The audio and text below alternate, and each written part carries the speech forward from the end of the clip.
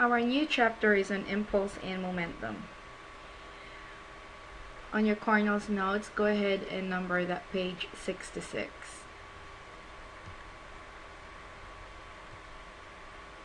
Alright, your first term on the left side of your Cornell's note should be momentum.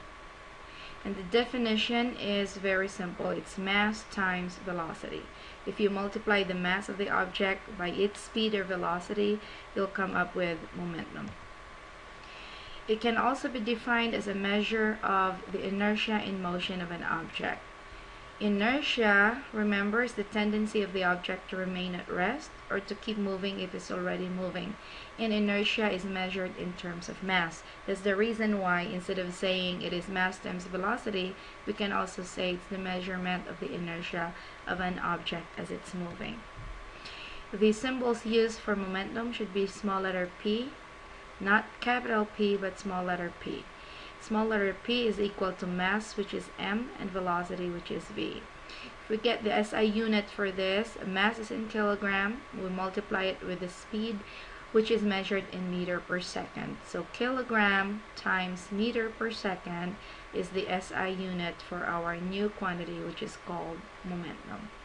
And again, because it's using velocity, which has both magnitude and direction, momentum is considered as a vector quantity. Alright, let's take an example here. You can draw this on your notes. We have a roller skate, a light roller skate compared to a heavy truck. Question: is it possible for the lighter roller skate to have the same momentum as the heavy truck? The answer is yes. How? Let's say, for instance, the truck is a 1,000 kilogram of mass and it's moving at a very slow speed, which is 0.01 meter per second. If we get the momentum of the truck, that will give us 1,000 times 0.01. The answer is 10. And for the lighter skate over here, if it's just 1 kilogram in mass, but if it's moving 10 meter per second, then 1 times 10 will also give us 10. So momentum doesn't necessarily mean that for heavy objects they're always going to have a higher momentum. A smaller or a lighter object, just like a bullet, can also have a very great momentum because the speed is faster.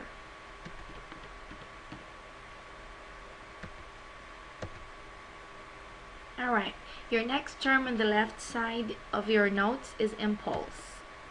Impulse is defined as a change in momentum. How do we change the momentum of an object?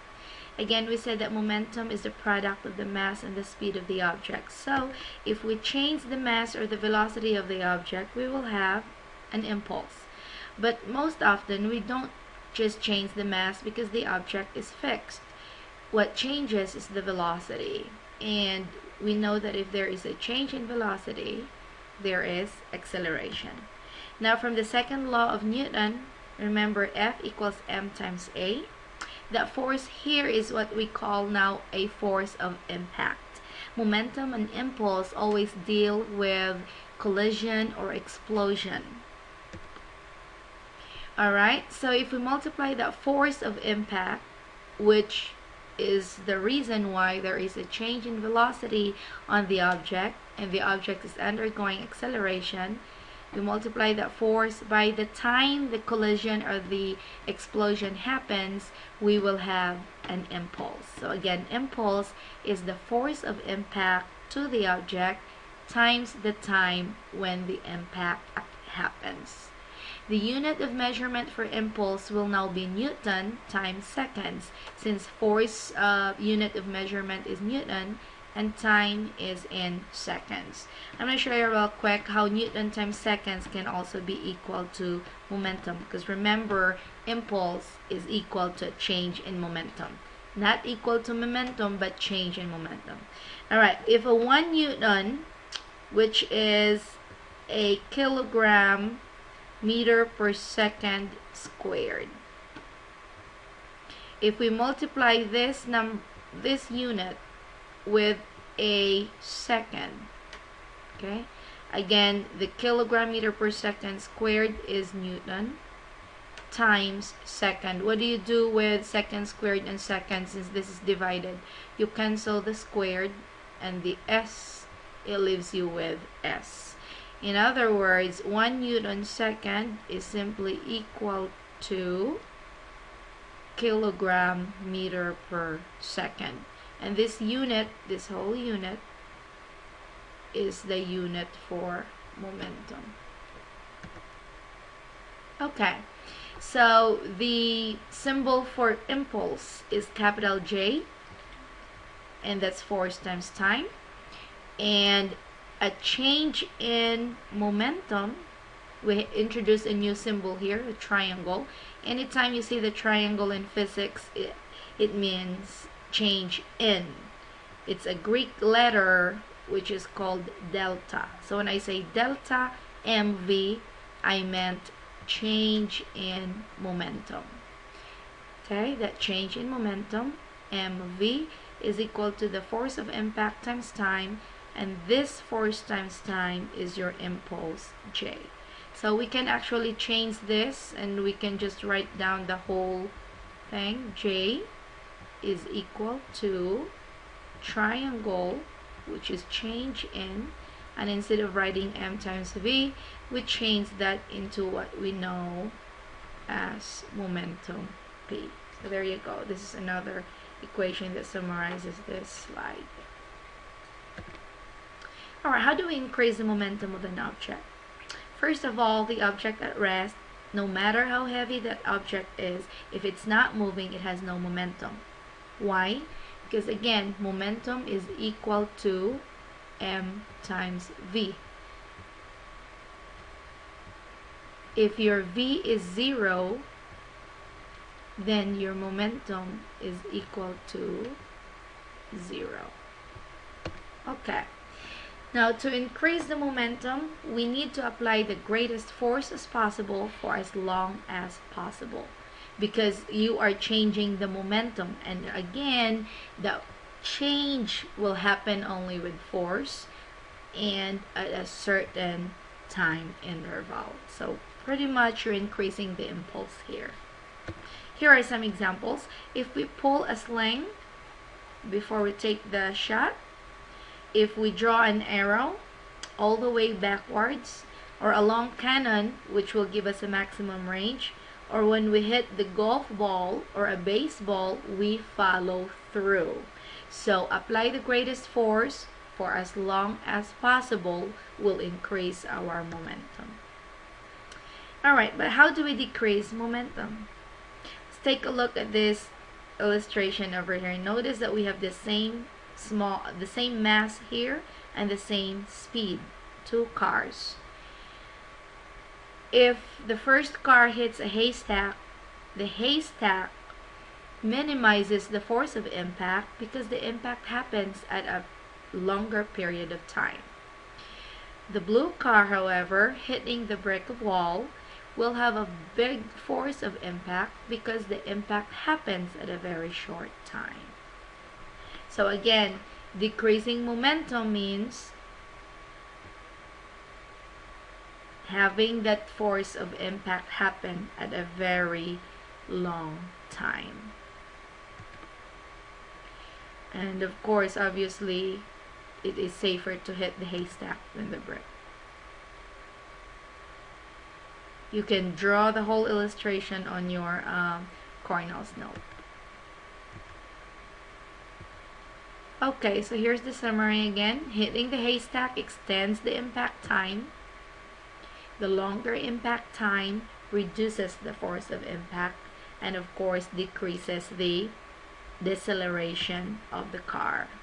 Whenever it is desired to decrease the force of impact, you need to extend the time of impact, and that decreases the momentum. Alright, now here's a scenario. If we wanted to increase the time of impact 100 times, that is equal to decreasing the force of impact 100 times. Say from 0.01 to 1 second, your force can actually be reduced to at least a survivable time of impact. Now, here's the application for technology. You wonder why we need to have padded dashboards. That's for your safety. So whenever collision happens, the force of impact is reduced. The use of airbags reduces the force of impact because the time of impact is elongated or prolonged. We can also use this as an application in sports. We don't want to just move forward when during a boxing, but we go with the punch. Flexing your knees when jumping from a high place or during bungee jumping using an elastic cord will also minimize the force of impact. During wrestling, you just don't want to do that on hardwood, but there are mats used to reduce the force of impact. Dropping a glass dish onto a carpet instead of on a sidewalk or a concrete would actually reduce the force of impact. So these examples are important. Make sure that you copy them all for your test. You don't need to draw and copy this, but again, I want to explain here. Notice that on the first example here, Bruno, during the boxing match, tried to, let me go back up. Okay, here we go. Alright, notice that the force of impact is short because the time of impact is prolonged. He kind of moved backwards. Here in the next scenario on the right, he moved forward, approaching the punch. That increases the force of impact because the time of impact is shortened.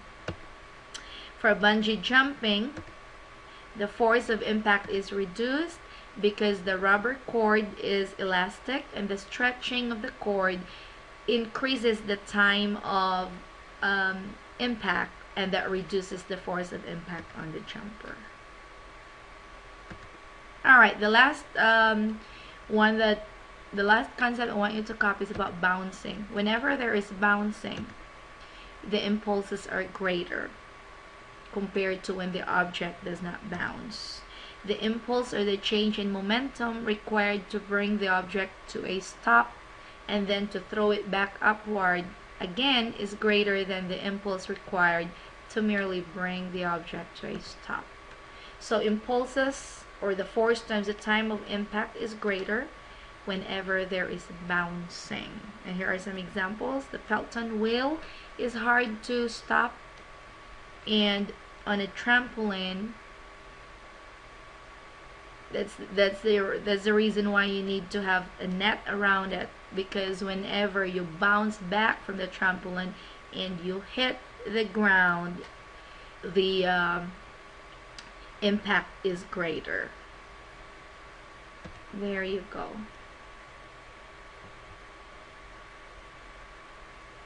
You want to keep writing annotations?